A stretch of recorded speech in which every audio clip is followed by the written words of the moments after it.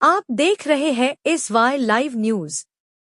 मुंब्रा अमृतनगर दरगाह कब्रस्तान के लिए आया 2 करोड़ का फंड।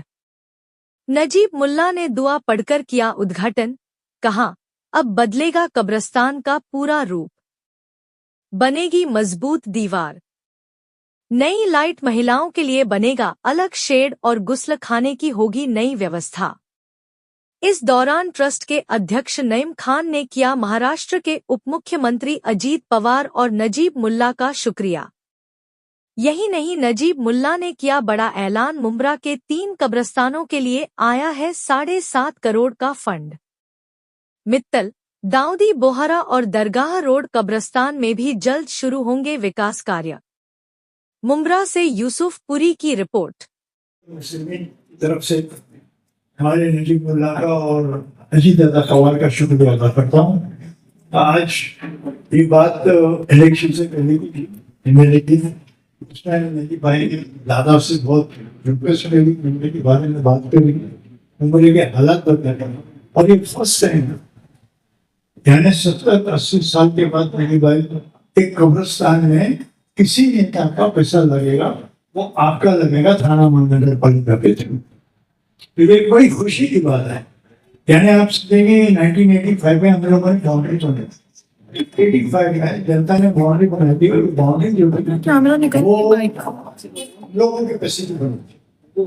आज आप सोचिए कितने साल हो गए।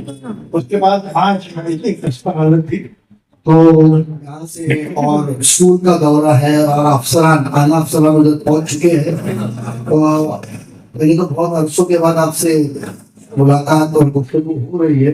इंशाअल्लाह आने वाले दिन में जरा मुख्तसर तौर पे आज बात करके आने वाले दिनों में बहुत अच्छे से बात करेंगे। और आज मिलने की वजह सबसे पहले तो जो अमृतनगर का कब्रिस्तान जो नई भाई का बहुत वक्त से एक गुजारिश थी कि अच्छा फंड आना चाहिए, कब्रिस्तान की दीवार है, मट्टी है, शेड है, एतराफ की कुछ काम है, तो अल्हम्दुलिल्लाह उसका बजट पास होकर गवर्नमेंट का जीआर के साथ आ चुका है। तो आज के इंजीनियर्स और उनके साथ काम देके इंशाल्लाह दुआ की है, अब जल्द से जल्द प्रोसीजर कंप्लीट करके मुकम्मल काम शुरू होगा। क्योंकि आपने देखे रहे कि चंद महीनों से मुंब्रा दौसा के ऊपर एक ऐसी आफत आई हुई है कि हजारों की तादाद में लोग बेघर हो रहे हैं। और कुछ दिनों से एक मूवमेंट रफीक भाई हो, उनके साथी हो, वो जो भी साथी सब उनके साथ में एक मूवमेंट तैयार हुआ। वो मूवमेंट के अंदर अल्हम्दुलिल्लाह सियासती तौर पे उसको एक नाथ शिंदे साहब की तरफ से मदद भी जाहिर की और कुछ कार्रवाई को नरमी से करने के लिए उनको कामयाबी भी मिली। तो बेशक कल हमने एक नाथ शिंदे साहब के मुलाकात की और मैं मेरे यहाँ के सभी साबिक कॉर्पोरेटर्स जितने भी यहाँ मौजूद है जिम्मेदार, हमने कल उनके साथ बहुत अच्छे से गुफ्तगू की।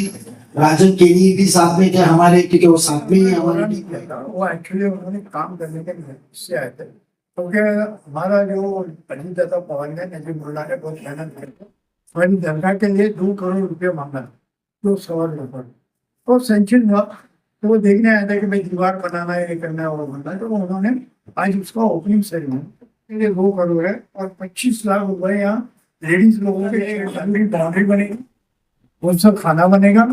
और जो यहाँ पर आपने देखा होगा, जब यहाँ पर आप लोग आए थे तो कुरान शरीफ पढ़े, आदमी को बुजुर्ग के कुछ भी आने बैठ के पढ़े और लाइटें लगी, 30 लाइटें फंड आ चुका है या आने वाला? नहीं, आ गया सिर्फ यही 15-20 दिन के बाद अच्छा 20 दिन। हाँ, बारिश है ना, तो ना खोल सकते हैं।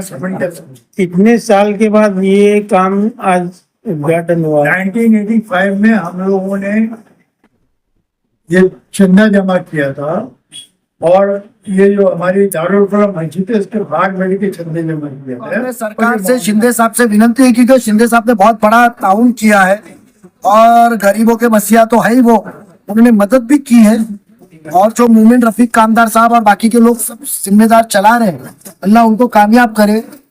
तो हमने एक्चुअल लैंड यूज के हिसाब से वो जोन होना चाहिए था नए डीपी के अंदर की, जो बिल्डिंगें बन चुकी है। एएलयू होता है जो तय करता है आज की जमीन की परिस्थिति क्या है और उसके हिसाब से डीपी में डिफाइन किया जाता है। तो वो ग्रीन जोन है जिसके जरिए उनको कोई भी स्कीम में जाने सकते हैं।